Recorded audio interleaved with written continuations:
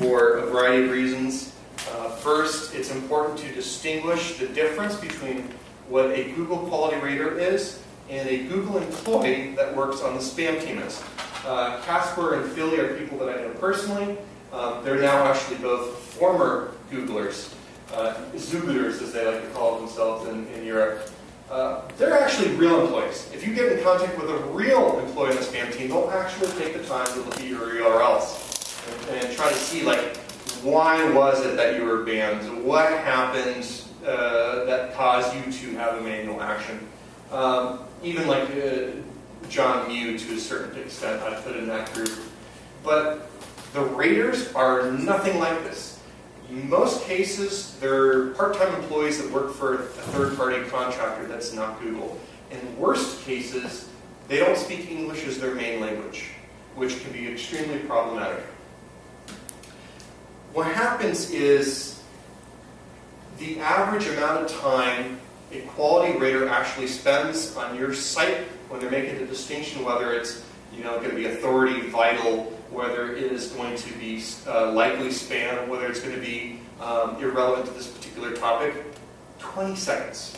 So you have a very short time to make that impression. The reason I know is because I came from a spamming industry, so I kind of thought a little bit differently. I hired people, and then I had them get jobs as quality raters, and then I watched what they did. And some of the things that they do, they're making very snap judgments because they had to meet a certain quota. They had to hit a certain number of sites a day, or else they would not get any more work from their third-party contractor. That contractor gets pressure from Google, so they apply it then to the part-time employee. And so the guy that I had specifically that I was watching, he was just one of my designers. He's a good kid. He was a designer. He didn't understand code. He didn't understand what really cloaking was. He didn't know the concept, the difference between a doorway page and just a thin affiliate page or any of that stuff. It's just, he's a designer. These people are given an extremely high amount of power over the situation. And while there is a secondary check, that secondary check is generally the same group of people. It's not anything that you would think, wow, Google is so smart.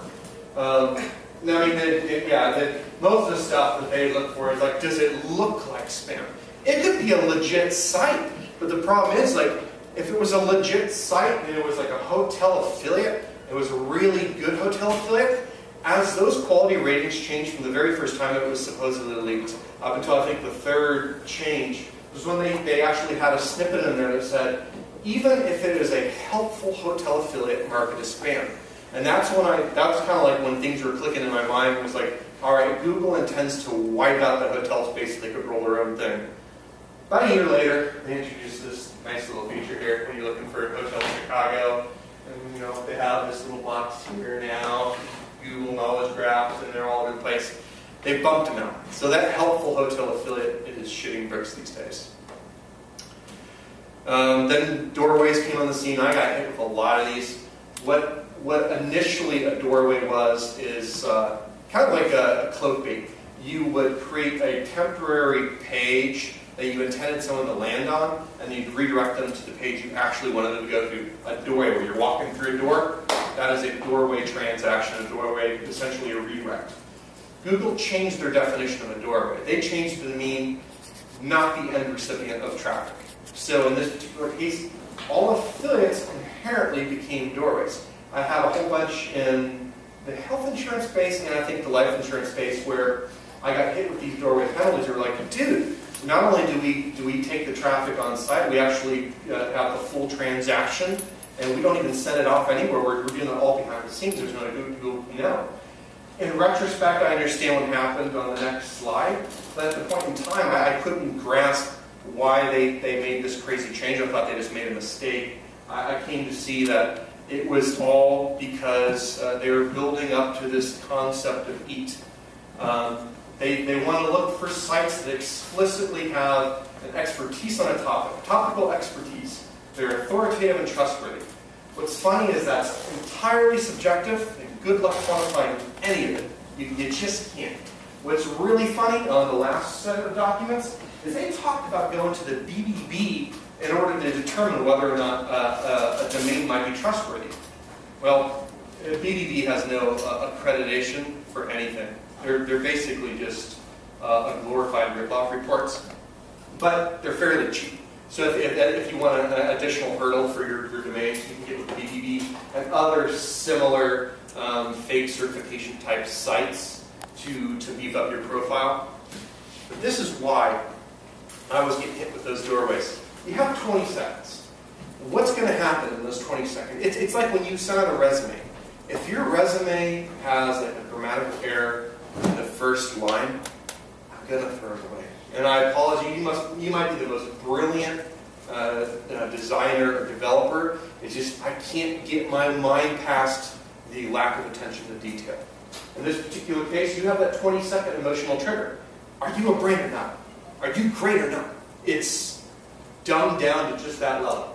Within that 20 seconds, if your content is not at least well structured, grammatically correct, it's spell checked, it's beautiful, you're adding additional hurdles for yourself. Getting past that will save you a ton of time in trying to get past getting back from manual penalties. It's a pain in the ass getting back from manual penalties. I've done it a lot of times. The final one was don't slather your ads like Google does. When they threw out the self-hating content aggregator, it's even more true when it comes to like ads above the fold, because they do all the things that they hate so much, and they do it better than most of us. So really, how can you take advantage of the stuff you learned today? Really, if you're a consulting company that is selling strategy, you might have one or more expertise. You can pick and choose. You can really choose a lot of different shops. I'll give out shout-outs to like Contently on content. They're a good company. I'll give shout-out to Killer Infographics on infographics. I'll give shout-outs to Gravity if you wanted to try to go direct and negotiate your own deals with Gravity. Ultimately, it's not a sales pitch. However, we do everything that we've talked about today. If any of it speaks to you and you want to talk afterwards, we are here for you. Thank you for coming out. Thank you for bringing the backpack so we can go help some people on the streets. That's all I got.